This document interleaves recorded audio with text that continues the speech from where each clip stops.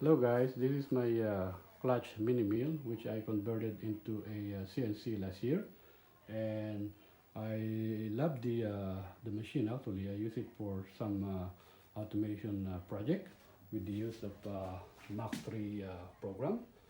But sometimes I am doing a work that doesn't really need or require the CNC, so I decided to make a second control, which I have because I have the extra Arduino board, Arduino Nano. So I decided to make a second control, which I called a semi-manual or manual control. So I can control the stepper motor manually by pressing the button, and also by selecting the reverse or forward, up or down. And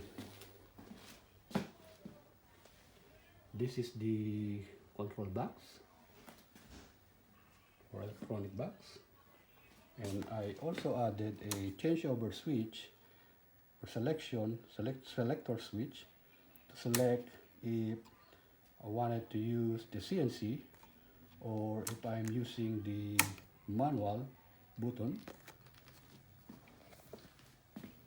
And as you can see here, if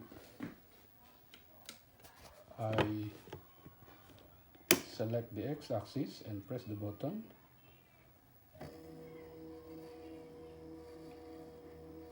I also added a speed control,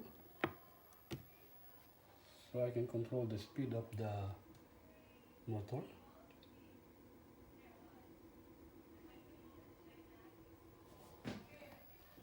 And I can also run all motors at the same time if I want to, if I needed to, but you know, it just doesn't really, I guess.